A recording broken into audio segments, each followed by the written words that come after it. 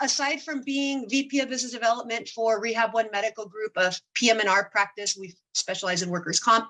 I'm also a fitness expert. So I've been doing this for 18 years. Personal trainer, yoga instructor, cycling coach, HIIT coach. I'm a CrossFit athlete, so I do a little bit of everything. I practice what I preach. Aside from that, I'm also an end-of-life coach. So as an end-of-life coach, I work with the dying and their loved ones as they're transitioning from this world into the next world. And then I'm also a holistic health practitioner, board certified. So just in a nutshell, these are some of the things that I pursue. And I know sometimes I'm asked, how do you do all of that, Lucy? I don't understand. I don't have children. So these are my children. These are all my children, and my clients and my students are my babies. So that's just a little bit about me, so you have an understanding of my background.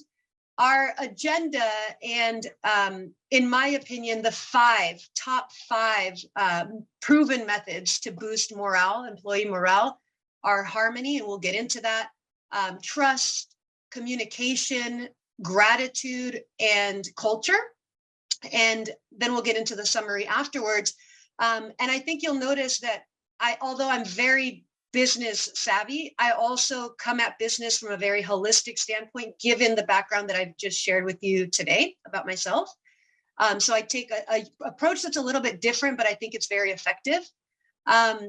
One of the things that I wanted to sort of ask you guys, and this can be a more interactive session on this slide, is do we think that, boosting morale, is this a luxury or is this a bottom line topic, right? Like, this has the ability to affect your bottom line, and we'll get into hows and whys.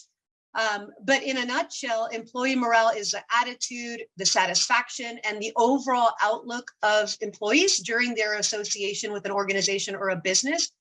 And I would even say that true morale even extends beyond that time period where they're with an organization. I think that you've done a good job as a leader in your business when you still maintain the line of communication and some form of a relationship with people even after they've left. That shows that it's a good culture, and that shows that you did a great job. If your organization has a poor culture, and I think we've all been there, we've all experienced to some degree, then there's going to be adverse effects. And we can prevent some of those turnovers and absenteeism and reliability and work ethics by just taking these 5 steps and 5 methods, putting them into practice. Because in doing so, you're going to lead to things like retention, teamwork, improved relationships, maximum productivity, reduced absenteeism, and enhanced creativity. What are your guys' thoughts? You can put it in the chat, or feel free to unmute yourself. This isn't a me telling you what to do kind of talk. Can you guys maybe share, do you think it's a luxury to have employee morale, or do you think it really does affect the bottom line? Anybody? Don't be shy. No, we're going to be shy today? Okay, that's fine. So method number 1, harmony. I think for a long time, the word balance was used. Like, you'd always hear work-life balance, work-life balance. I'm of the mindset that there really is never going to truly be a balance, because things are always shifting, things are always changing, especially with COVID. The world has literally turned upside down for a lot of people. And so I like to think of a new substitute word for balance as harmony. And you guys can chime in at any point. Some of the things that can bring harmony into your business are consider working from home, right? There are opportunities for employees to maybe be considered for a work from home employment opportunity. Things that you obviously need to keep in mind are, what is this person's set of work ethics like? What is their loyalty like? How long have they been with the company? Are they able to set healthy boundaries at home? Because one of the things on the other side of this harmony is burnout, right? We've seen that working from home, sometimes it's really hard for people to set that boundary between I'm home, but I'm also at work. So where do I draw the line between screen time, turning it off, and disconnecting when I'm still in my home and my home is now my office? So that's one of the things you might want to consider when thinking about how to boost employee morale. Is it a possibility for somebody to work from home? The other thing that you might consider is a hybrid model. And this is becoming more and more the norm. But is it feasible for your business? I don't know. These are questions you have to ask yourself and work with your executive team. But maybe somebody comes into the office 2 days a week and then they work from home 3 days a week, because we all know there's also a benefit in having people have that face-to-face contact with their peers, with their coworkers, and holding that person accountable for leaving the house can also be very medicinal, right? Sometimes if you're just stuck at home, you never leave the house, we're seeing more and more problems with mental health and things like that also. Harmony, right? So what is harmony? It's unique to everyone. My version of harmony and the company that I work for, Rehab One Medical Group, has done a phenomenal job of bringing harmony into my life, because as I shared with you guys, I'm also a fitness expert outside of my administrative role. So I teach classes in the morning before work. On some days, I take an extended lunch and I teach classes, and then I come back home and I work. So I think harmony requires listening to your employees, right? Like maybe there's an employee that has a father that's dealing with dementia. This is a true story in the company that I work at. And she says to me, Lucia, is there any way that I can start a little bit late, but work a little bit later to make up that time only for 3 weeks? And I said, absolutely, right? We need to also practice mindfulness when we're thinking about harmony, because the two go hand in hand. So taking time to listen and realize what harmony means to your employees can help bring that about, not only for them, but also for you as their manager or as their coworker. Sovereignty. So we know that sovereignty is the ability to be as self-sufficient as possible, right? How can you be self-sufficient when you rely on a job to earn your paycheck, to pay your bills? We're all in that situation, right? The bills are not going to pay themselves. But I think everybody's greatest investment, greatest asset is their time. I don't know if you guys agree or disagree. Feel free to put it in the chat. But I think that if we are mindful of what an employee's time investment trade-offs are, right? So maybe they are going to be going back to school. They want to advance their education. But in exchange for that, you give them the freedom, and then they're able to apply what they're learning in school to become better employees. They feel more heard, they feel more valued, respected, and then suddenly you have an overachiever because of your respectfulness of their sovereignty. Something else that we can kind of group into sovereignty is unpaid time off. I know that that's a kind of tricky subject, but if I, for example, ran out of my PTO, let's say that my mother passed away, true story, and I took some PTO to just gather myself, gather my thoughts and my heart and heal from that. And I require a little bit of time off later in the future, but I'm out of PTO. Consider, working with your HR department and just think about, can I offer this person unpaid time off? And is that going to allow for them to feel harmonized in their work environment? And will that bring harmony to me as the boss eventually, right? Thinking long-term. The other thing that I think is, I personally believe, this is my personal opinion, that is very sad, is something like bereavement. At my company, we have 1 day of bereavement. So somehow I'm supposed to get over the death of my mother in 1 day and come back to work. I have a phenomenal employer, and they're like, hey, listen, we know 1 day is not enough. So take as much time as you need. And that for me made me feel respected and heard and valued. And like my time to heal was something that was important to my employer.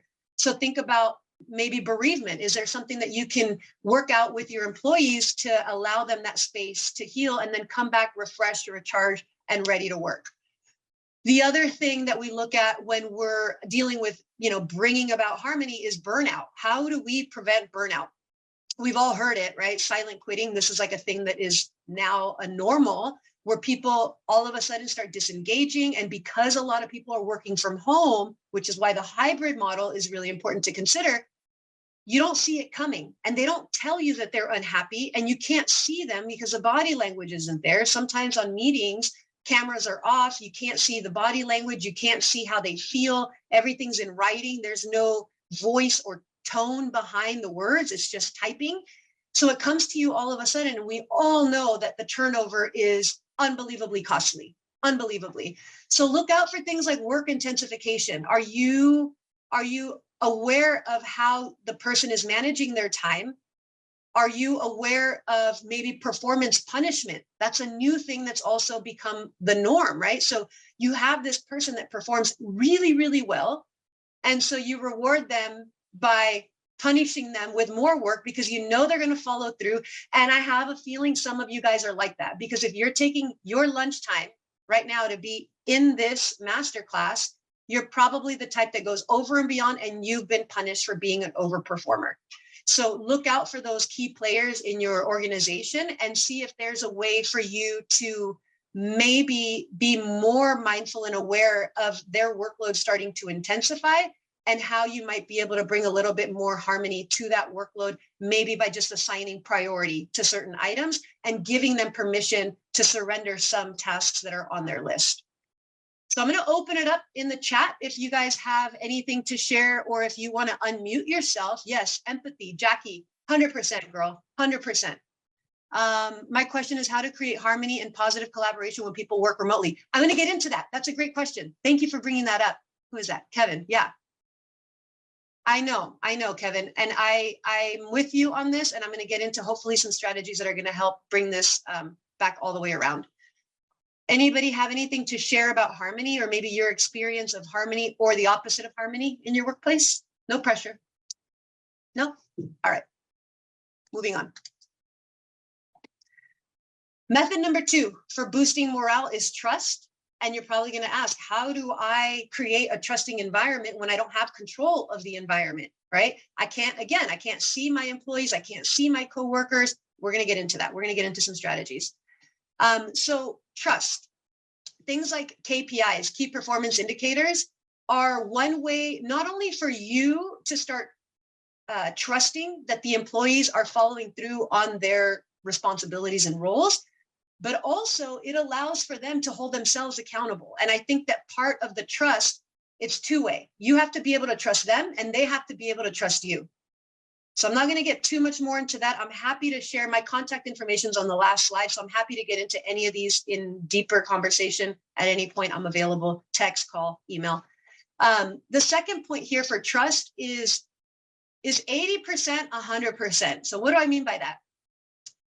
Is it truly sustainable for you, or for you to have the expectation of your employees to be at 100% of the time? I'm a go-getter. I'm 100% kind of girl. However, there are days where my 100% is feeling more like 80%. And give yourself permission, give your team permission to have those 80% days, because they're going to make up for it. Don't be so hard on them if you see that they didn't quite get to every single item. We don't know what our people are going through, right? So Jackie, you nailed it, girl. Empathy. Have empathy. You know, sometimes we get into these conversations with people that can get a little tricky. Sometimes you don't know the full story of what's going on in their personal life. Sometimes you don't want to know the full story, but just practicing sensitivity and empathy and realizing that there will be days where somebody's 100% may feel more like 80%, but just know that it's not permanent, okay? Because it's not sustainable for anybody to go 100% all the time. Eventually your car is going to run out of gas, and so will you. Goal setting. So goal setting allows for you to be on the same page, right? I have a goal for you. Can you meet that goal? Let's talk about it. Let's help you to stay focused on the goal at hand. Let's help you to stay clear about what my expectations are. And there's no room for misinterpretation, right? So if you know that you have a goal, whether it's in work or even I'm going to take it into fitness, like so many clients are like, Lucia, I want to lose X amount of weight, or Lucia, I want to gain X amount of muscle. And in order to do that, I have to build a program, build a plan for them. And it requires a lot of work on their part. But as long as we're on the same page, they're going to meet their goals with that focus and that mindset and the clarity that I can provide for them. And as long as they're willing to do the work, they're going to get there. Another thing that I think really builds trust, and I've been doing this for a long time in medical practices, leading by example. So nobody wants a leader that's a hypocrite. Right? Any reactions on that? Do you want a leader that's a hypocrite? Do you want somebody telling you what to do, but yet you're watching them closely and you're like, hold up a second. You're telling me I have to be positive and I have to work hard, but you're strolling into the office at 10 o'clock. You're leaving at 2 o'clock, right? So be aware you are being watched like a hawk, right? And your leadership is what is setting the tone. So you have to demonstrate excellence. I know it's hard, but as often as possible, at least 80% of the time, at least 80% of the time. And I promise you that if you do that, your team is going to follow in your footsteps. There's no doubt about it. Transparency. So I believe that transparency is something that is critical. So in medical practices, I don't know, maybe you can put in the chat like where you guys work, what industry you work in. In the medical industry, there are some practices that I've worked for where transparency is not really a thing, right? So I tell, for example, the medical physicians, and they're able to run their own financial reports at any time. They can see what's billed, they can see what's paid, they know what their percentages are, and it is fully transparent. Some executives may see that as a danger. I don't. I believe it's highly ethical. I believe that it builds trust, which is this second method for boosting employee morale. It's a very competitive world out there. So if I'm not transparent about my expectations, about the financials, about, the state of our health, of our business, right? Running reports and forecasting how our business is doing overall, what our numbers are looking like, what is our census looking like, then we all, again, can go back to that middle point, which is goal setting. Are we on target to meet our collaborative goal? It's a collective goal. We're all working towards the same thing. How many patients can we help as efficiently and professionally as possible? We're not willing to take shortcuts, and anybody in the company has a transparency into reports, spreadsheets, and things like that to know that we are highly ethical, morally sound, and pretty much fully transparent. And I think that allows for people to know that we're on the right track with success. So that helps them feel stable. Any questions, comments on trust? Nope. Okay. Method number 3 is communication. Communication, as they say, is key. So let's get into some of those key principles for method number 3. Bi-directional. So one of the things that I have learned in my work as an end-of-life coach, working with the dying and their loved ones, is gotta listen. They're telling you a story. But if you're talking, you can't hear, right? So even if you're in an executive position, and this is why, Donna, I said, I'm just an admin. I know what it's like to be that front desk. I know what it's like to be that call center. I know what it's like to be the surgery scheduler, the authorizations coordinator. You name it, I've done it in the medical field.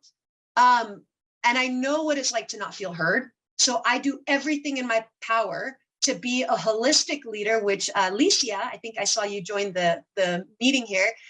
She did a phenomenal job doing a Bloom masterclass series. And one of the points that stuck with me was holistic leadership. And I think that the key factor in being a holistic leader is to listen, right?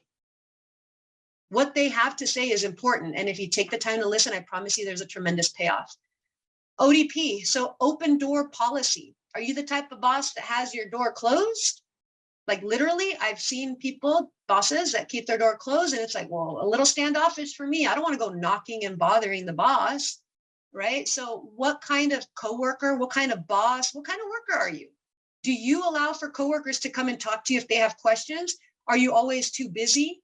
Because I'm a very busy person, but even if my call center representative says, hey, Lucia, I have a question for you, I will drop everything that I'm doing and make that person feel heard and valued. Because maybe it's the idea that wins the call center challenge for the month. And I'll get into the challenges and you'll see what those things are like in our business.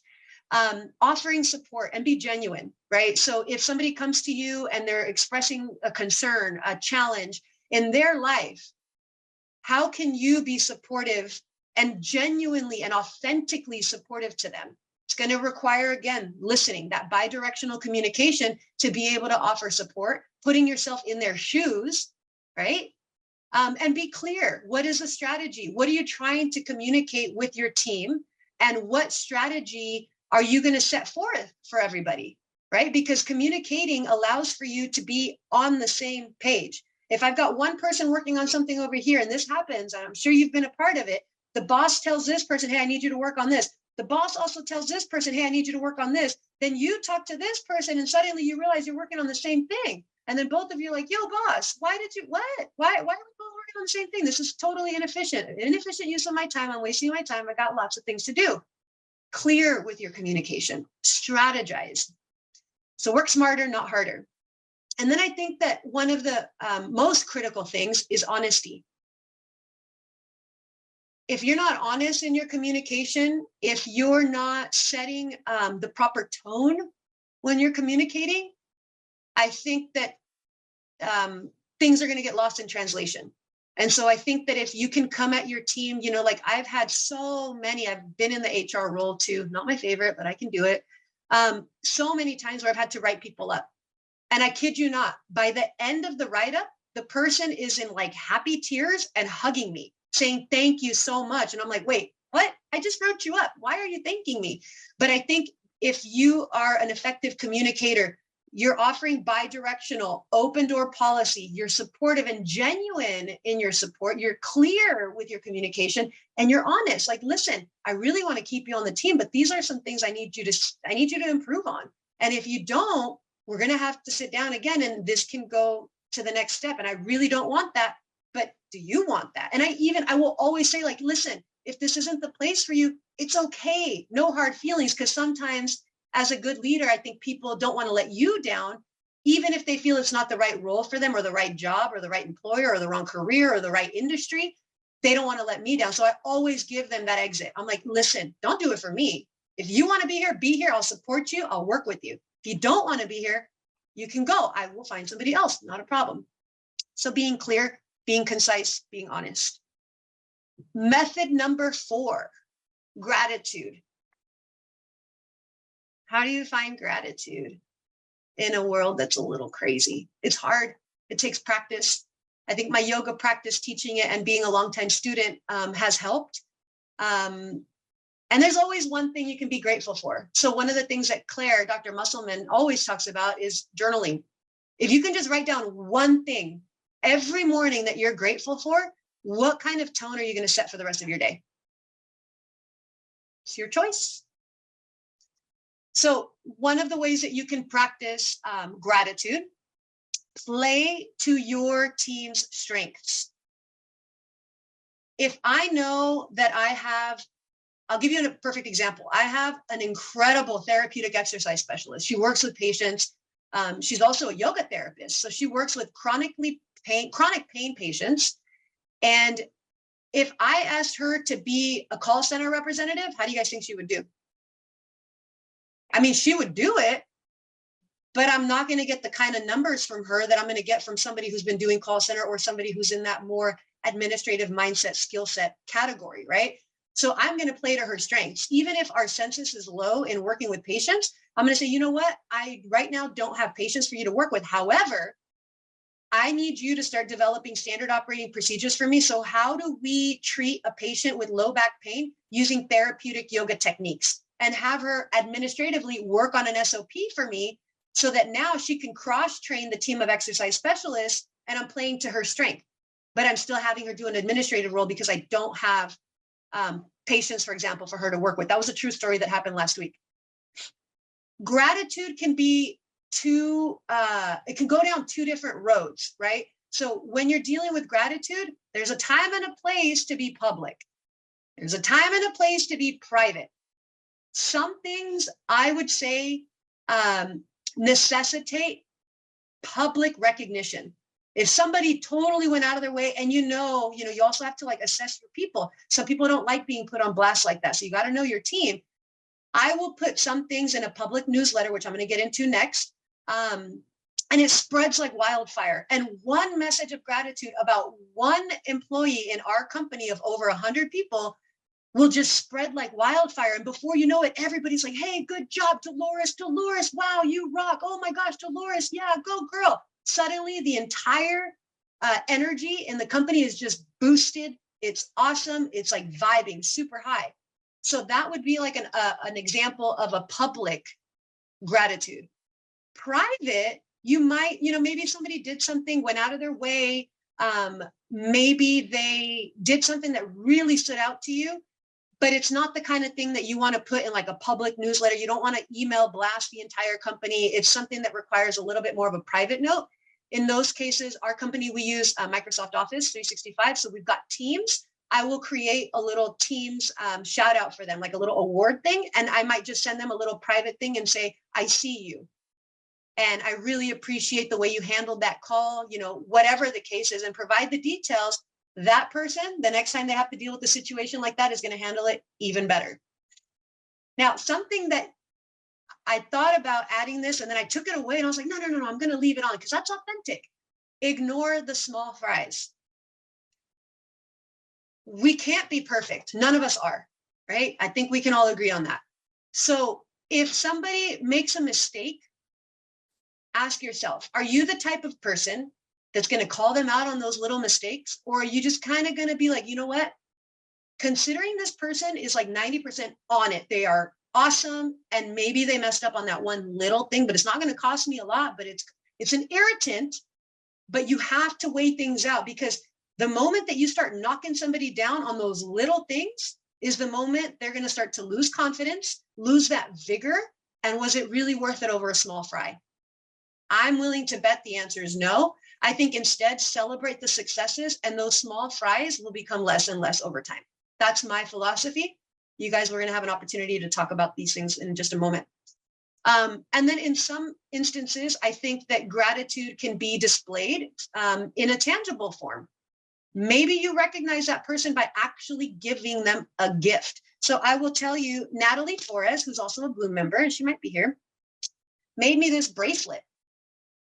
And it is a tangible gift that makes me feel loved by her. And I've met her in person one time, gave her an awesome hug in Las Vegas.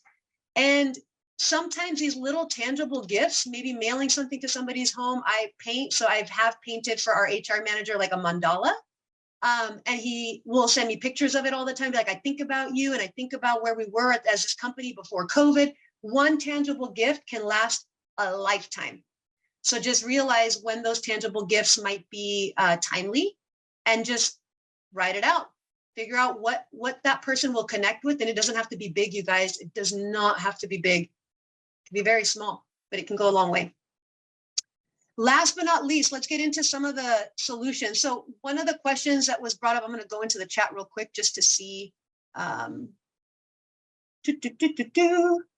you're welcome, Lucia. I mean it. You are amazing. Holistic leadership. Let's see here. So every topic that you had when the previous live, many companies lack. I know, Jackie. I know. Companies and people think that just because someone's smiling that they're great, but some individuals do not show emotion and keep that personal. Always be kind no matter what, and to everyone. 1000%. We don't all show sadness, grief, anger the same way. I actually, when I'm in pain, I laugh. I don't know if you guys can relate to that, but I do. Amen. I love it.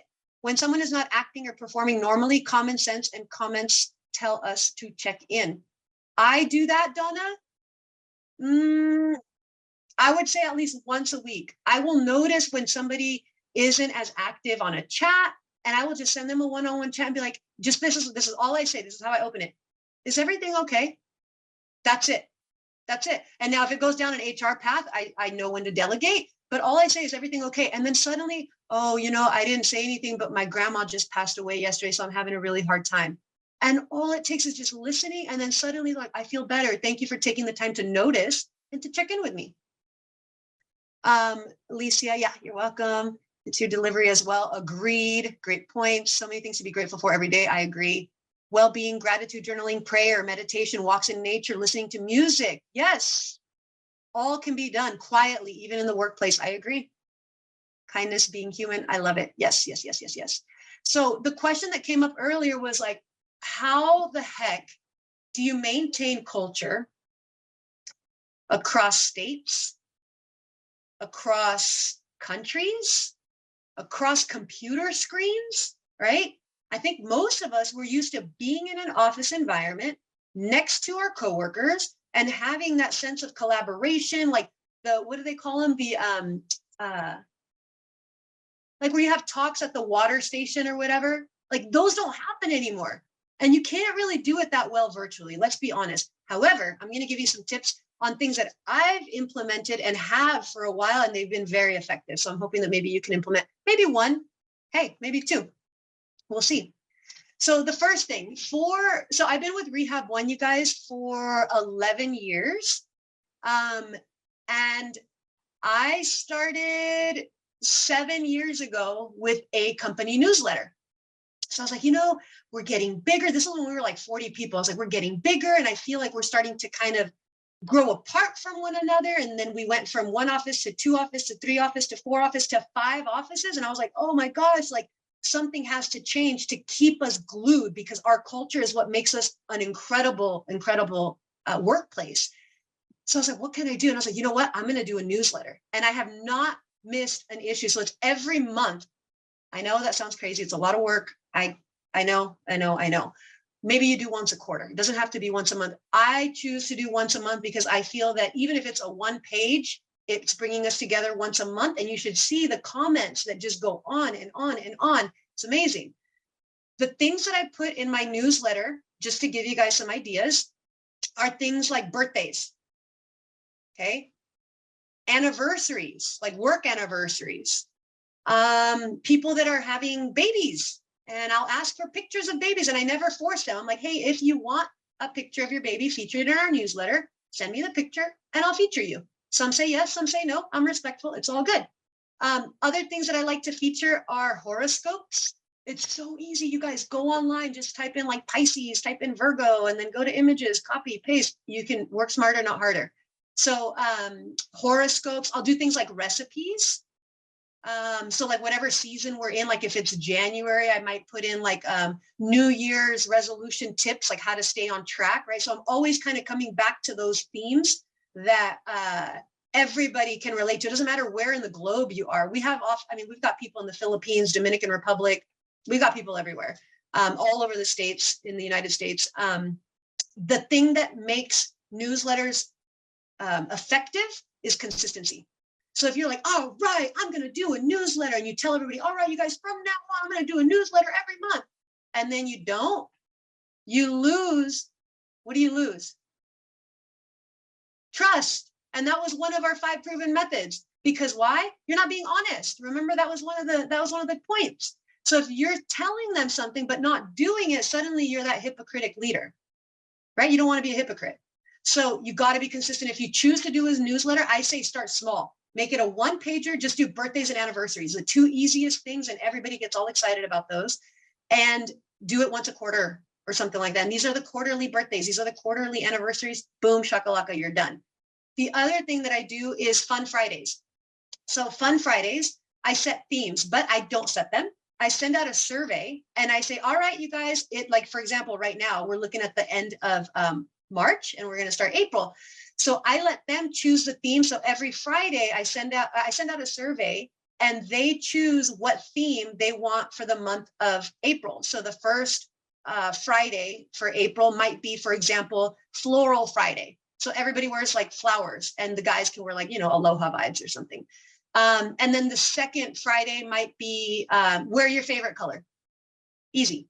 The third Friday might be something like rep your favorite sports team, jerseys. So wear Jersey Fridays, right? And then maybe the last Friday might be something like, I have done this, hat day. Had to run that one by the CEO. He backed me up. I was like, look, listen, culture, you want it? You're going to have to work with me. So we do hat Fridays. That's just a little, example. The other thing we do is Disney Fridays. People are really into Disney. So, but what makes it meaningful isn't just like doing the hat and all of that. We have a Friday team huddle every single Friday. All the administrative teams, not the doctors, not the managers, not the executives. I chime in because I enjoy it. But we're all on camera. Everybody has a camera. That's another thing. Working from home, everybody should have a camera. And at least 1 meeting a week, they should be required to turn that camera on. They should be required to unmute themselves. It's really easy to hide behind a camera, behind a screen when you're muted and that camera's off. Don't let them hide. So turn on your cameras. And even if they're not participating in the Fun Fridays, because it's optional, at least you get to see each other. Everybody's like, oh my God, what does your hat say? And it's possible, you guys, it's not the same as in person, but it's pretty damn close. Surveys. I will send them surveys and I will say things like, if there was one, very simple, if there was one thing you can change about Rehab 1 right now, what would it be? And I know what you're thinking, like as a manager, do I really want to know what they have to say? Like, what if they say something about me? You have to put your ego to the side and you have to just say, you know what, I'm willing to take whatever feedback they give me, whether it's constructive, whether it's, maybe super positive, but whatever survey they have, or whatever responses they have to that survey, take a deep breath before you read it. Make sure you're in a place where you're grounded and anchored and feeling your feet and feeling that calmness, and then take it all in. And then the key is to apply the feedback that they're giving you. So without throwing anybody under the bus, you can just say, some of the feedback that I received in the survey said that you guys would like blah, blah, blah. Like, for example, the latest survey, they said, we want to do a company party. And as of April 4th in California, so our California employees, we're all going to get together because masks are no longer required. And even unvaccinated employees can now be on site. So that's the first time that this has happened in 3 years. So that's one of the things that they said is we all want to get together. Now, for the people that are remote, they can still virtually tie in. So that's what we do for our company parties. Our Christmas parties never stopped. We just did them virtually. And then fish. So fish philosophy is probably my favorite thing. Every month we have a drawing and we raffle off 2 hours off, paid time off. We raffle off $50.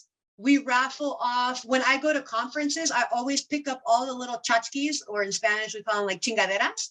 I pick up all the chingaderas, all the tchotchkes, and I raffle those off, right? So when you're thinking about your team, even if you're attending these conferences, they feel thought of, they feel loved, and it's super awesome.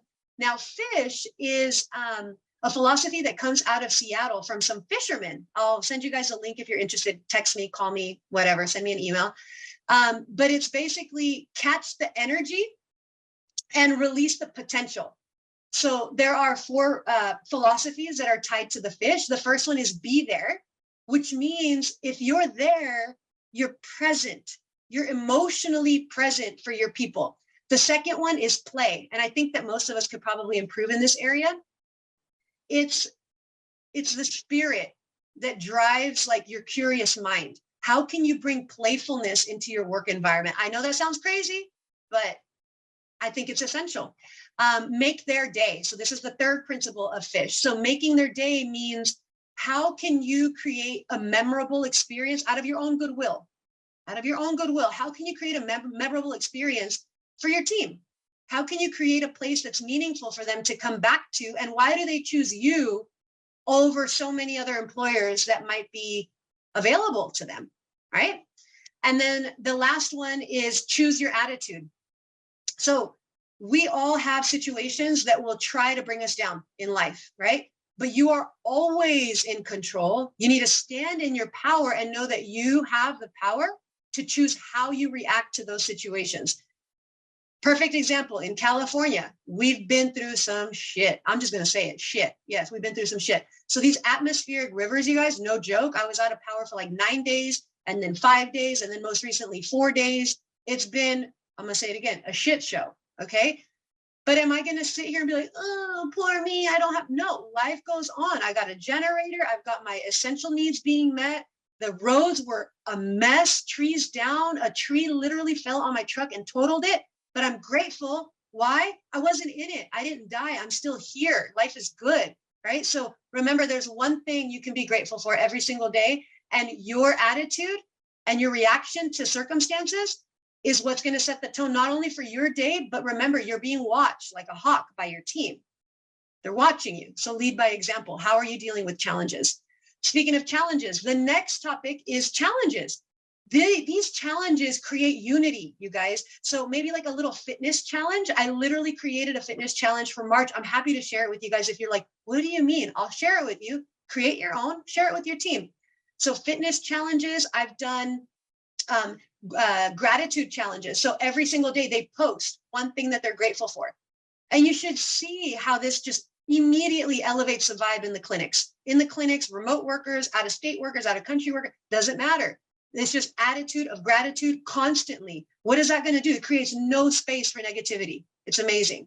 So different kinds of like monthly challenges that I think You might creatively put together. I also work at Apple as just an independent contractor for fitness, and they do challenges too, right? They use like their little smartwatches, and then they have like all these different departments and all these different divisions that are like competing against each other technically, but that's creating unity in their departments. It's beautiful, you guys. So I obviously, as a fitness expert, like the only idea that's coming to mind right now is like a fitness challenge. You could do a nutritional challenge. Like maybe can you eat one green every day for 30 days along with everything else that you eat and just see how you feel.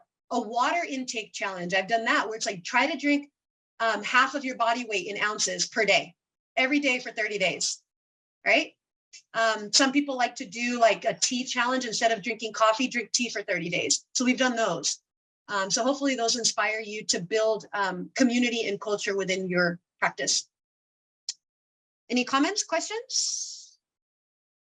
I have 2 quotes that I want to share with you that I think kind of wrap this up beautifully with a pretty little bow. Morale and attitude are the fundamentals to success, and that is Bud Wilkinson. And then low morale plus low loyalty equals high turnover, and that can hobble a company. I think we can all agree on that. High turnover sucks. It sucks. It's costly. It's stressful. It adds tension. It's just not fun. So if we can avoid that by maybe implementing these 5 methods, then I think we're ahead of the curve. So this slide is intended for you to tell me what you consider method number 6 to be. Do you want to put it in the chat, or do you want to unmute yourself? Maybe?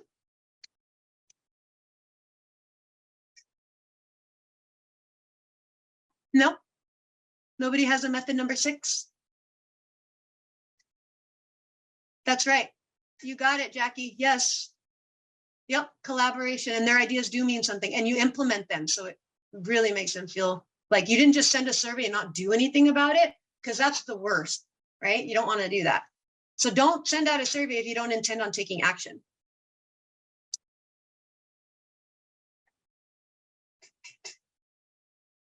Which book, Kevin? Which book? You have to tell me which book you bought. The fish book. Yes, it's so good. It's amazing. And we do this raffle once a month, and you should just see the excitement, you guys. It's not even about the $50. Like, yes, okay, we're excited about and we have a little wheel of fortune, a little virtual spinny thingy. We put everybody's names and we do, it's fine. But it's about coming together. And what we do, you want to know what the raffle is? Here's what we do. We do, what is one thing that one person did for you, to you, for the company that stood out to you that you want to express gratitude for? And we do it in a public way, right? So it's a virtual, it's like a survey that we send out, and they fill it out. They say, for example, I'm grateful for Donna because she has an awesome background, and every time she joins a meeting, it makes me feel happy, right? So the person that wins, the person whose name goes into the raffle, it's not Donna. Right. It's my name, because I took time to praise somebody. Right. That makes sense? I mean, at first, people are like, wait, what? But I praise them, so shouldn't their name go into the raffle? I'm like, no, that's great that they stood out to you, but you're the one that took time out of your day to say something nice about somebody. You're the one that goes into the raffle. So it's super fun. Yeah, I do speak fast. I'm sorry. Oh, no, that's a compliment. I put that in there as a compliment. And it was proven years ago, that Federal Express commercial where the guy spoke so quickly that people were like, oh my God, he's talking so fast, but everybody understood every single word he said, because your mind is constantly listening to new information, new input. So when you do speak quickly like that, I think it's an asset to you. And plus you're getting more information in than somebody that talks slow. I also, I will warn you guys, I do speak Spanish. So sometimes I speak English and I'm speaking at like Spanish rate. Kevin, I know you get it. Kevin, I know you get it. And then sometimes I'm speaking in English and people are like, what language are you speaking? And I'm like, English. And they're like, you're talking way too fast. Yeah. Good. I'm glad it's okay for you. Thank you, Donna. Thanks for the feedback. And I will tell you that the Zoom, anything on Zoom that you can do to engage people that are remote is really important. And having the little contests. I mean, I had a Zoom for like 2.5 years during COVID, and we did little silly things, you know, take Yes. a break in the middle of the day and Yep. just silly little contests. I mean, some of them were ridiculous. We did a thing called Spoon Wars, which was absolutely hysterical. We had scavenger hunts where people had to go in their kitchen Yep. or their house to get stuff. We did And those. we had fun, the people that were running it, we had fun because we'd watch everybody leave their Zoom, you know, run someplace and then come running back with like a salt shaker or Yep. it was silly stuff, but it really engaged That's the play. people. Yeah, it makes you a team. It makes you That's the part play. of something.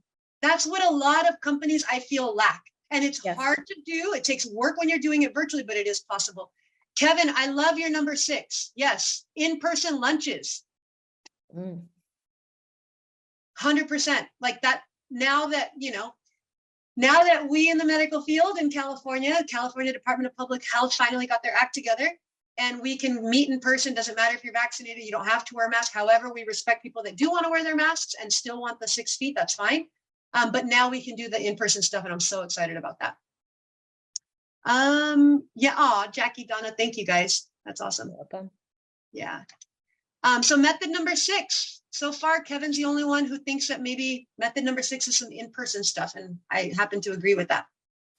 So we have 10 minutes left, which is exactly the amount of time that I was hoping we would get at the end for just thoughts, comments, like where are you in your company as far as these 5 things? Like I'm curious to also learn from you, and maybe there's things that you've implemented that work well for you. What are those things so I can improve my presentation for next time?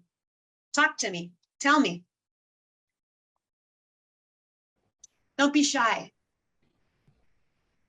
Hi, this is Jackie. So I just want to say that I am like so blown away of everything that you've incorporated into your company. And like I said, you know, I love how you seek and you include your employees when it comes to their input, because you show that they're extremely valuable.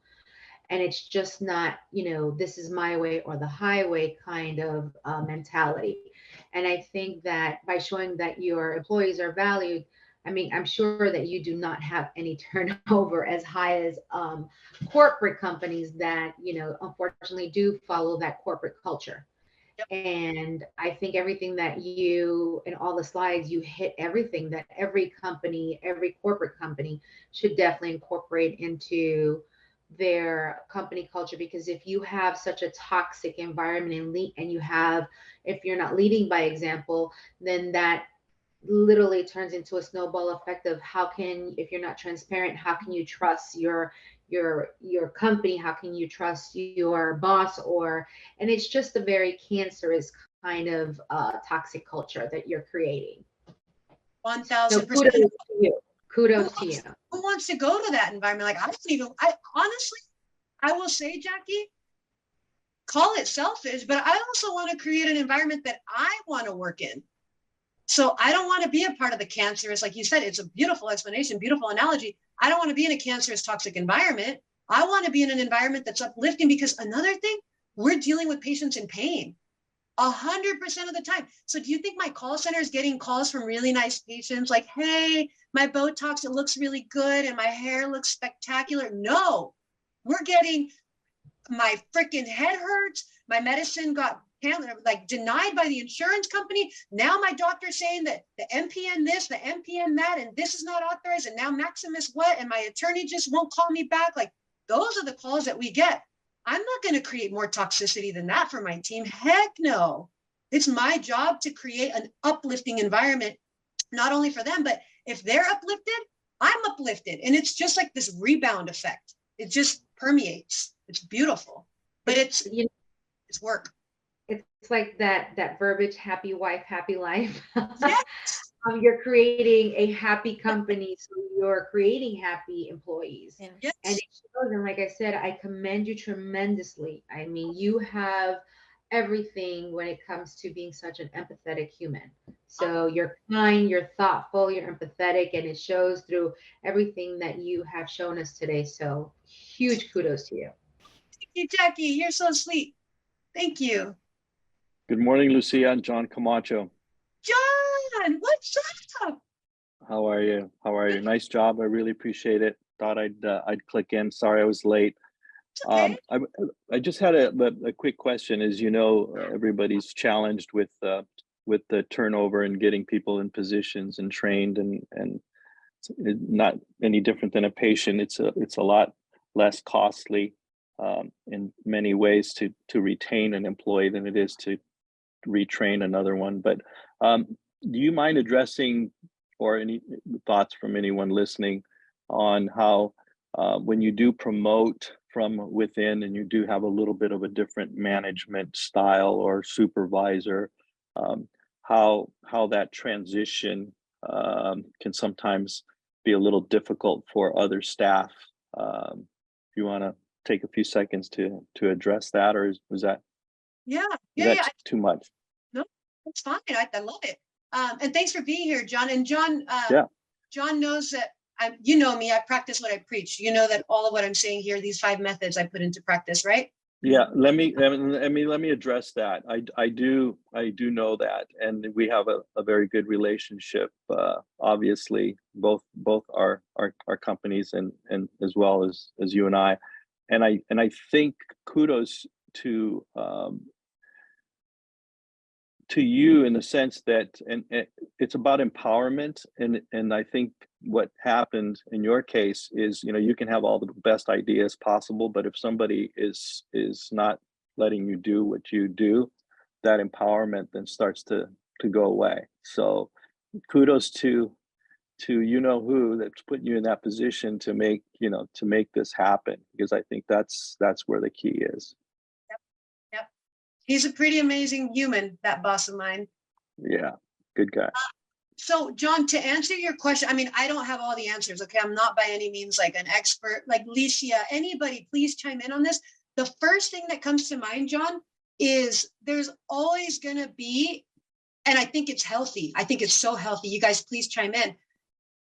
A sense of competition. In any organization, there's always going to be competition, right? You've got so-and-so looking at so-and-so like, why did she get promoted? Like, blah, blah, blah. I've been here, I've been working, I've been blah, blah, blah, blah, blah, blah. So one of the things that I look for, because it does have to be handled with a lot of sensitivity and care and compassion and empathy, like how long has the person that I'm about to promote been here? Like, even if they,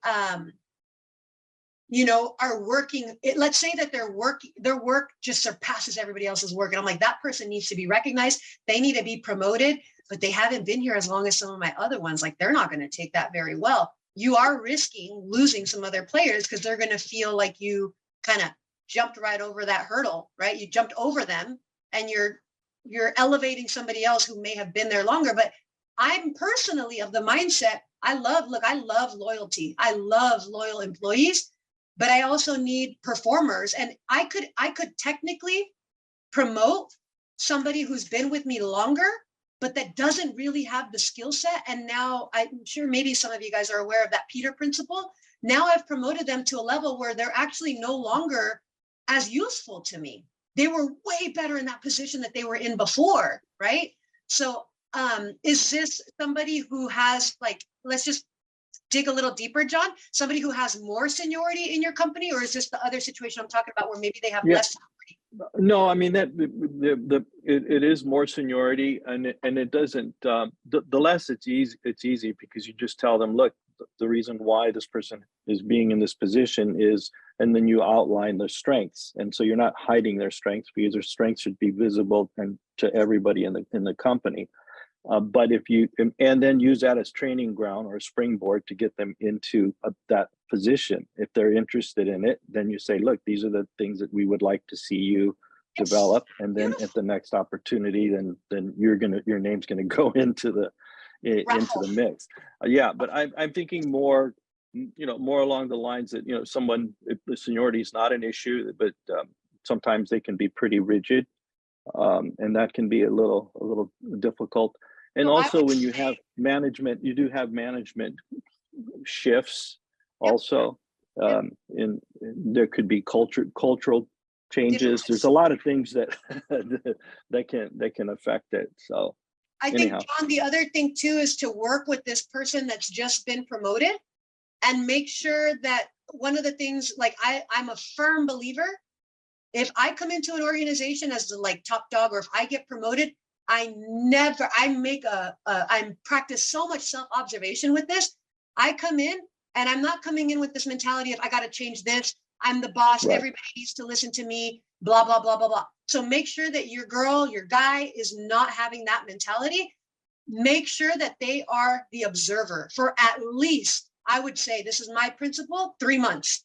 Don't go in there changing things. Don't go in there barking orders. Just continue to be the person that they've seen you before. Don't let people feel that that title, like Donna was talking about earlier, that title doesn't change you as a person. You're still the same person. And maybe one of the things I didn't talk about because I ran out of slides and time, training.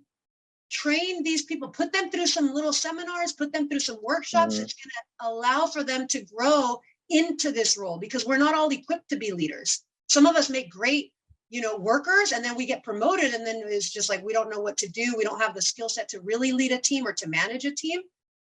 So I would say make sure you're equipping this person with the tools so that they can succeed, and so that they can learn to be a little more soft, a little more approachable.